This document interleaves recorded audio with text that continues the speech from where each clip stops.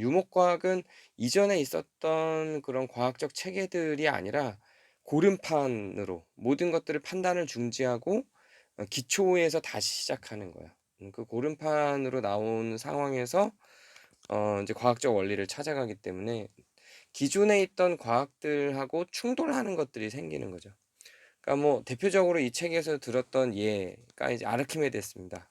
그때는 기하학이 이제 인정할 수 없는 그런 과학의 하나였고, 그 기하학을 처음에 만들어서 시작했던 아르키메데스 입장에서는 유목과학을 했던 사람인 거죠. 그 기존의 과학적 체계들을 음 인제 그 부정하고 새롭게 만든 개념이었고, 그러다 보니 국가과학에서는 그걸 억압하거나 싫어했단 말이에요.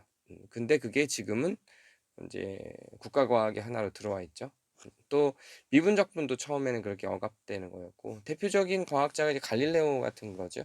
근데 갈릴레오도 천동설, 지동설 충돌하는 개념에서 그 이전에 발생했던 과학적 체계를 그대로 인정하는 게 아니라 고름판을 통과해서 판단을 중지하고 다시 검증하고 실험한 결과로 나온 게 이제 그 갈릴레오의 주장들을 담고 있었고, 그 기존에 있었던 이론들하고는 충돌할 수밖에 없었죠. 이런 것들은 다 당대에 억압됐던 수학이나 과학이었던 거예요. 이게 이제 유목과학이고, 요 유목과학에 몇 가지 특징이 있는데, 일단 나무형 사고, 나무처럼 중심과 뿌리가 하나가 딱 있고 거기에서 파생돼 온 다른 과학적 체계들 을 그리는 사고에서 벗어나서 리즘적 사고, 그 고름판을 통과해서 그 인제 판단을 중지한 상태에서 그 객관적, 그 현상적 그런 그 진료들을 가지고 이제 판단해서 가는 그런 방식의 사고를 하죠.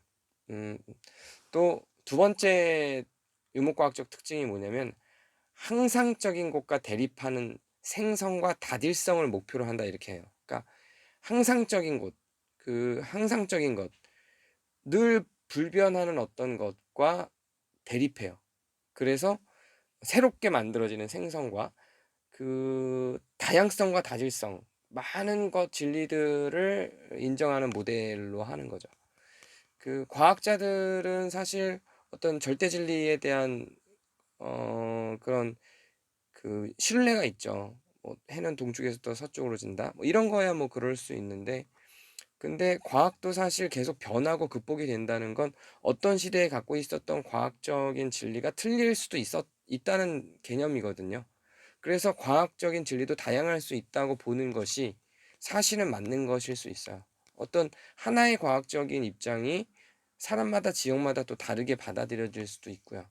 그래서 유목과학의 특징은 이렇게 새롭게 생성할 수 있는 과학이 존재한다는 거, 그리고 과학에 대한 그런 입장이 다양할 수 있다는 거, 이런 것들을 전제하죠.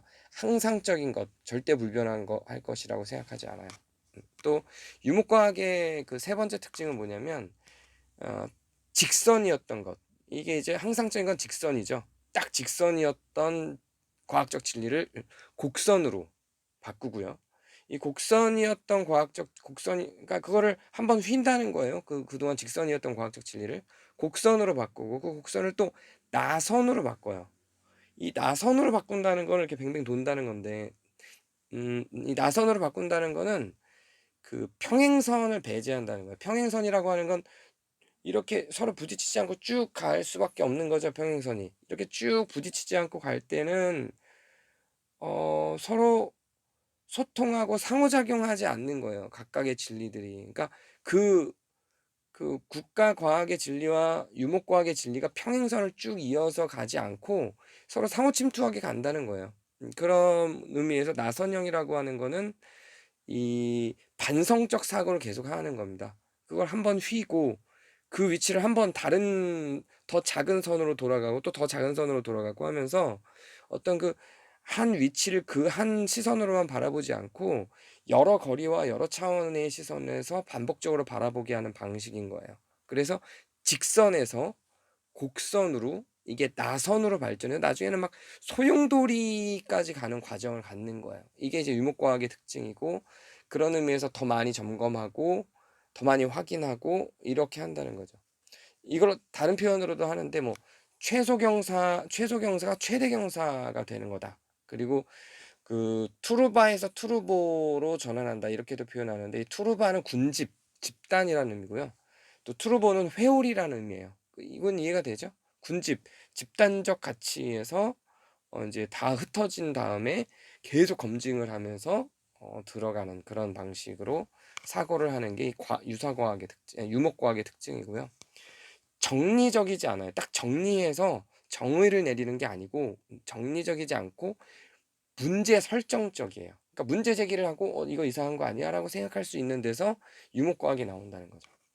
이 정리라고 하는 건 이상적인 질서를 따르고 또 이성적인 질서를 따르요. 두 개 다예요. 이상적이고 이성적인 질서를 따르죠.